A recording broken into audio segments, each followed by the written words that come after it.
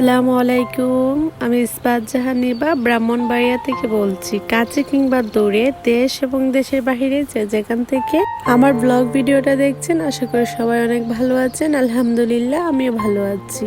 আমার নতুন আরো একটা ব্লগ ভিডিওর মধ্যে স্বাগতম জানিয়ে আজকে ব্লগটা শুরু করতে যাচ্ছি। আশা করবো আজকের ব্লগটা আপনাদের কাছে কোনো না কোনো অংশে ভালো লেগে যাবে।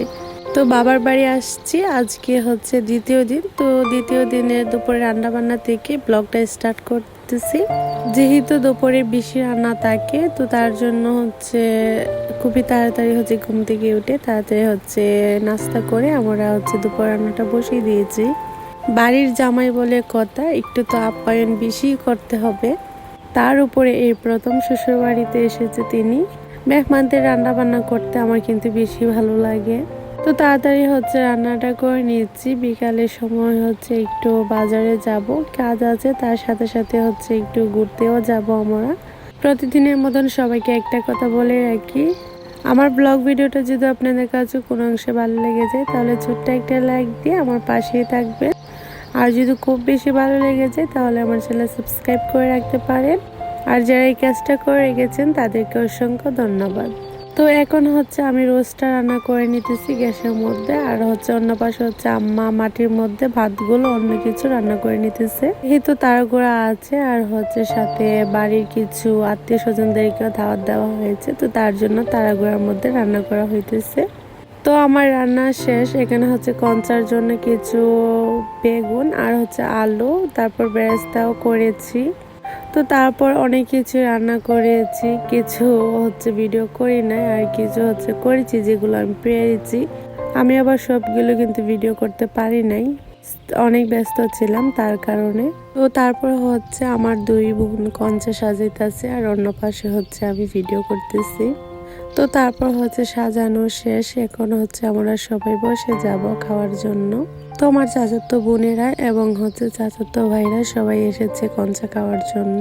তো হাত ধোয়ার পরে আমরা হচ্ছে সবাই কঞ্চার মধ্যে শুরু করে দিয়েছি খাওয়া।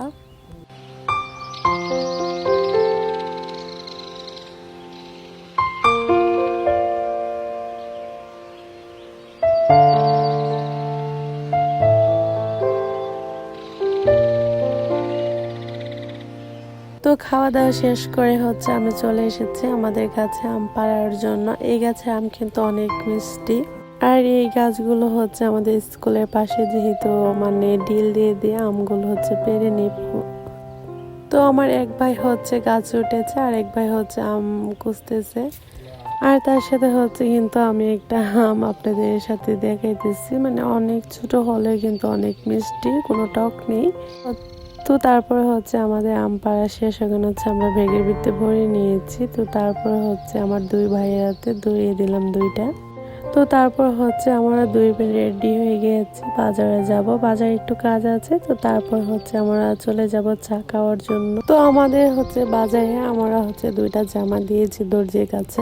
তো তারপর হচ্ছে দর্জির কাছে জামাগুলো দেওয়ার পরে আমরা হচ্ছে নিচ তলায় নেমে যাচ্ছি।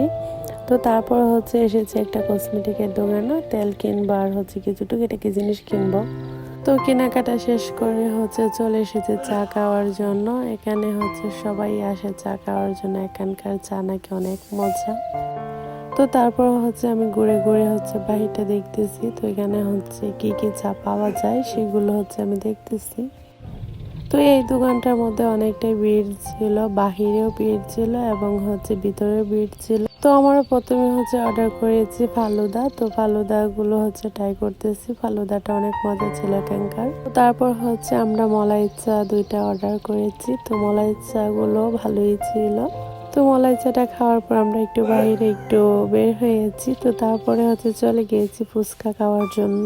ফুচকাটা হচ্ছে অর্ডার দেওয়ার পরে একটু বাহিরটার মধ্যে দাঁড়িয়ে আছি। তো তারপরে হচ্ছে আমরা শুধু ফুচকা দেই নাই, তার সাথে হচ্ছে আমরা চটপটিও অর্ডার দিয়েছি আর ফুচকাটাও দিয়েছি। ফুচকাটা কিন্তু তেমন ভালো না, তার জন্য এক প্লেটে নিয়েছি। এই তো আমার ফেভারিট, তার জন্য এক প্লেট নিয়েছি। তো তারপর হচ্ছে আমরা চলে এসেছি, বাড়ির উদ্দেশ্যে রওনা দিয়ে দিচ্ছি। তো বাসার জন্য হচ্ছে মোগলাই নিয়ে নিয়েছি। তো আজকে ব্লগ ভিডিওটা এই পর্যন্ত। সবাই ভালো থাকবেন, সুস্থ থাকবেন, আল্লাহ হাফেজ।